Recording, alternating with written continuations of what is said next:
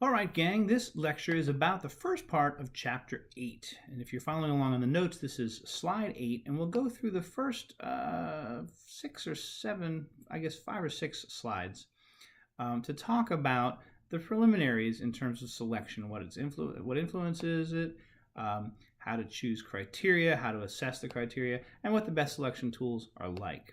And there'll be a couple extra videos on reliability and validity, and then another video on all the different kinds of steps in the selection process or selection tools that you can use.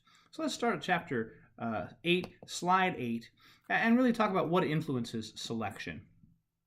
Certainly there are internal and external forces that influence selection, just like every other HR function. The size of the organization will influence how much time and effort you're willing to put in and budget to the selection process, right? Certainly how complex the job is and what technology is going to be used on the job or in the selection process is going to influence how you select. We're going to talk about the concept of base rate in just a minute.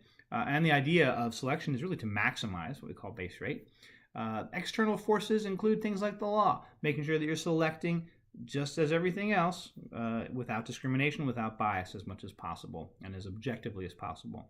And of course, the labor market makes a big difference as well, or your talent pool, right? How many people are actually around to apply for the jobs and be interested in the jobs, and therefore, how many people can you choose for the jobs, or how many people can you choose from? So we'll talk about base rate and selection ratio a little bit on the next slide.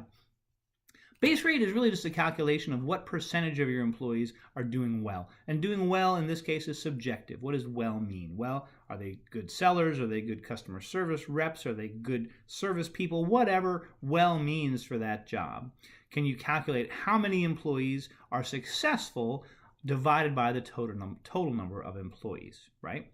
And if you're doing good selection, your base rate should be relatively high, right? You're never going to have 100% great, fantastic employees, but you want to have as many great, fantastic employees as you can possibly get. And that's what effective selection is all about, right? Second calculation that we want to look at is what we call the selection ratio. And that means what percentage of employees, what percentage of applicants will be hired, right? And to calculate that, you can calculate on the top how many total applicants are you going to hire divided by the total number of applicants, right?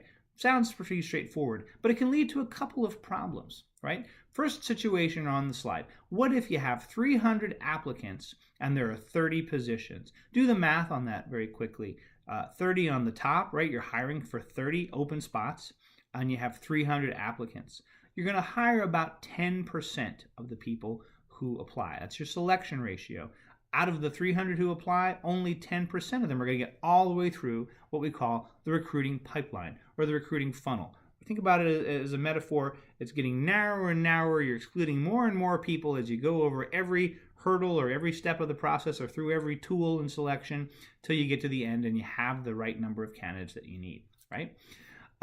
That's okay. It's a good situation to be in because you have lots of people to choose from and you got to narrow that field down. The alternative is that you have to do a lot of things to get past that 270 people who are not going to be hired. How are you going to decide how to exclude those people, how to weed them out so you end up with the 30 best candidates for you? The other situation that could happen is sort of the opposite. What if you have 50 open positions, you're going to hire 50 people, and only 55 applicants actually apply? Kind of an unusual situation, but it could happen. And maybe with a smaller group as well. Maybe you only have 3 or 4 positions and only 5 or 6 people apply. Well, in this case, 55 applicants for 50 positions, you've got a selection ratio of about 91, 92%. Right? You're going to hire almost everybody who walks in the door. So in this case, you don't have to spend a whole lot of time and effort on all kinds of steps in the selection process. You're not trying to knock people out or exclude people based on being less qualified. You're really trying to find out, I need to knock out 5 or so people that aren't going to be good at this job at all and just take the rest and cut my losses, right? So there's certainly, it's almost the opposite situation in that case, right? You're going to spend more time thinking about, how can I just knock some people out and I'm going to hire everybody else, as opposed to the first situation where you're going to say, this is going to need to be a long drawn out process so I can exclude these 270 or so people that I don't want to hire. When you're thinking about selection criteria, and how do you choose them? How do you determine what characteristics you're going to select on? Well, hopefully you know the answer by now. As always, job analysis, right? You've done some good job analysis. You have a strong job description to work from. You're going to be able to see the KSAOs, the tasks the person has to do for the job, right? But how do you decide which of those to prioritize? Well, as we know, the top priorities should be at the top of the list, right? Knowledge is a hard one to measure because you're kind of asking to measure something that's not very observable, right? We have some stand-ins for those, or surrogate variables, if you will, right? You can look at people's education and assume, well, if they got their MBA, they must know something, right? Or their bachelor's or whatever it is.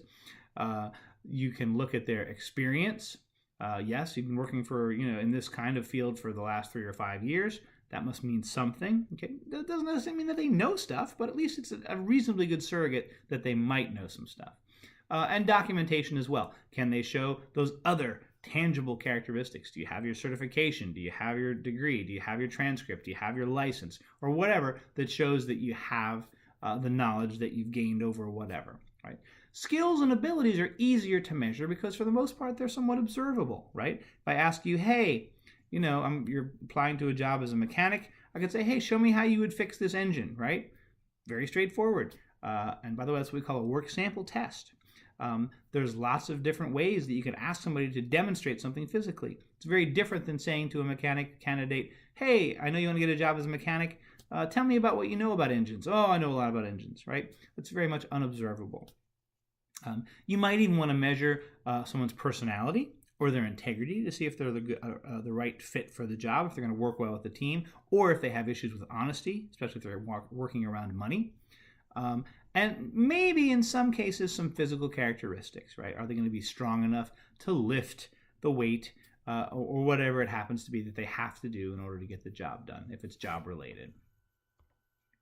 So how do we assess all these different criteria? Once we've got the criteria chosen, how do we decide how to measure them? And what we're talking about here is what I would call selection tools.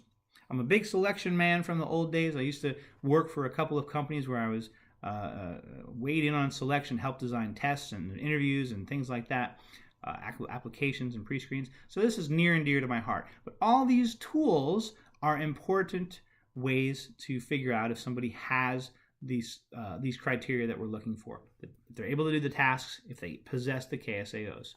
And of course, you're familiar with application and resume. We'll talk about them a little bit more in a later video lecture. Maybe you're familiar with preliminary screenings where they ask you questions that can kind of knock you out early in the process if you don't have a minimum qualification, if you're not eligible to work in the country, things like that. Assessments and tests, again, near and dear to my heart. But not practical for every situation, right? Remember, if you have a very high selection ratio, you're picking almost everybody who comes in the door, you're probably not going to waste a lot of time and money asking them to take tests and things like that. Interviews, still one of the most popular ways to help decide whether to hire somebody, one of the most popular selection tools. Reference checks and recommendations, of course, still popular. Background checks, credit checks, drug screens, medical exams, genetics tests. We call these contingent tools, and we'll talk about why that is a little bit later on in the lectures for this chapter. So the important thing to know is your best selection tools are going to be the ones that meet these criteria, that are reliable and valid. We're talking about reliability and validity a lot in the next lecture. And they're very fair, right? They don't have a lot of bias. They have high utility, so what you're paying for them is paying off, right? Even if it's an expensive tool, it's something that's going to add a lot of value to the organization and help you pick good hires. They also should be user-friendly. User-friendly is important because the end user, particularly if you're a large national or an international corporation and you say, hey, listen, Bob down in HR in Havana or Brazil or Texas or wherever, use these tools to figure out what candidates you're going to hire. Bob has to be pretty comfortable using those tools, maybe without a whole lot of training. You can see one of my favorite figures here, validity of different kinds of selection tools, right? And it tells you this is their overall job performance. So we'll talk about validity in a little bit, but basically these are some of the ways that selection tools predict job performance. And probably one of the most or best predictors is what we call a work sample test. We'll talk about those in a different lecture, but it's really good at predicting who's going to be good at the job. Why? Well, part of the reason is because you're actually doing the job. Hey, show me how to fix this engine. Okay, let me show you. Wow, that's what you're going to be doing every day. Perfect. It's a very good predictor. Still not perfect, for sure, but a very good predictor.